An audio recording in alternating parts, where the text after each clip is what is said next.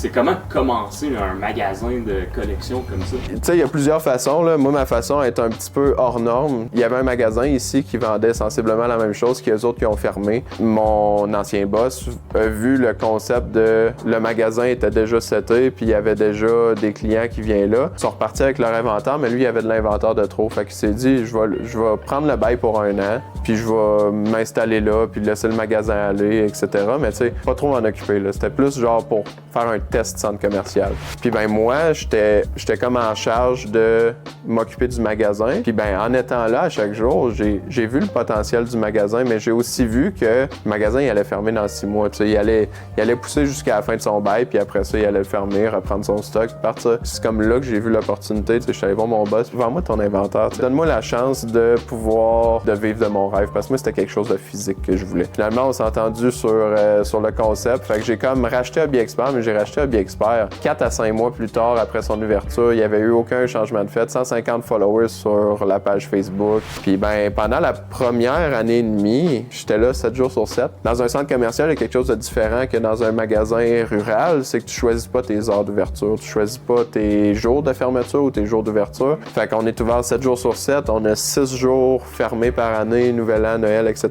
Puis ben j'avais pas assez d'argent pour payer un employé, là. Tu sais, j'ai déjà que j'avais eu besoin d'emprunter pour acheter puis me starter, c'était impossible que j'aie un employé. Déjà que je me payais pas. T'sais. Au début, là, ça a été terrible de réussir à passer à travers chacun des mois, puis j'avais pas hâte au prochain mois. Tous les jours étaient une opportunité de faire mieux, dans le fond. Là. Fait que j'ai poussé, j'ai travaillé pendant, je pense, 350 ou 400 jours consécutifs que j'étais ici de l'ouverture à la fermeture. Puis j'avais personne pour m'aider. Ma mère, elle m'aidait beaucoup, là, parce que ma mère, elle m'a vu évoluer dans tout ça. Puis j'y ai comme appris une couple d'affaires pour que quand elle vienne dépanner ou quand elle vienne m'aider, qu'on puisse travailler en équipe. Mais ça n'a pas été facile au début. Puis à un moment donné, j'étais rendu à un point stop de sans avoir quelqu'un d'autre dans mon équipe, ça marchera pas. Fait que j'ai pris le gamble d'engager quelqu'un, mais j'avais pas l'argent pour engager quelqu'un. Tu sais, fallait que quand j'engage quelqu'un, que ça fonctionne. Fait que j'ai engagé Mick, que tous les clients ici connaissent maintenant. Ça a juste fonctionné, puis ça a continué comme ça. Fait que j'ai traité chacun de mes produits comme si c'était le meilleur produit. J'ai traité tous mes clients comme si c'était le seul client que j'allais avoir de ma vie. À chaque jour, je pense à comment est-ce qu'on peut offrir une meilleure expérience pour le client, que ce soit en ligne, que ce soit en magasin,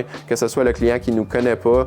Je veux absolument que quand tu partes de chez Hobby Expert, t'ailles du positif dans ta tête. Je tolère pas énormément la critique. Fait que je me dis, la meilleure façon de pas avoir de critique, c'est d'être parfait. Je peux jamais être parfait, mais de pousser pour la perfection, je dirais que c'est probablement une des choses qui nous a démarqués parce que le client le voit quand il vient, qu'on fait un effort, qu'on va toujours être là pour parler avec lui, qu'on le voit pas comme un chiffre, on le voit pas comme un montant, on le voit pas comme un autre collectionneur, qu'on va y vider les poches avec le nouveau produit qu'on vend top price, tu sais. On a des valeurs en place que je dérogerai jamais de. Puis je pense que c'est une des raisons pourquoi Hobby Expert est un succès. J'ai de la misère à dire ça pour être honnête avec toi, là, mais est un succès qui continue de grandir à chaque jour, etc.